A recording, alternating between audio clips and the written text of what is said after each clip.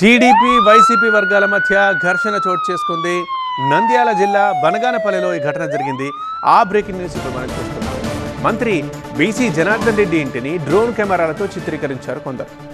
ఇక్కడ వివాదం జరిగింది. దీంతో రెండు వర్గాల మధ్య ఘర్షణ జరిగింది.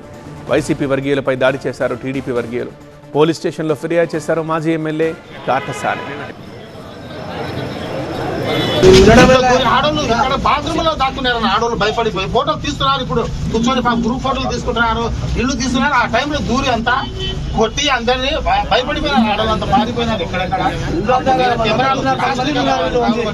అంత పర్దనేషన్ ముస్లిం, అంతా ముస్లిం పెళ్లి కూతురు వాళ్ళు కూడా ఉన్నారు, అందరూ ఉన్నారు. లేడీస్ వచ్చి లోపల వాళ్ళకేం తెలుస్తుంది. అయినా మా ఇల్లు మాత్రమే షూట్ చేసినారు. కావాలంటే మీరు ఓపెన్ చేసి చూసుకోండి. సీఏ గారు రావడమే సీఏ గారు కూడా వచ్చి నిదానంగా మాట్లాడి అయ్యా కెమెరాలు తేండి, నేను చూసిన తర్వాత పరిష్కారం చేస్తామని అంటే ఇంత సమస్య వచ్చేది కాదు.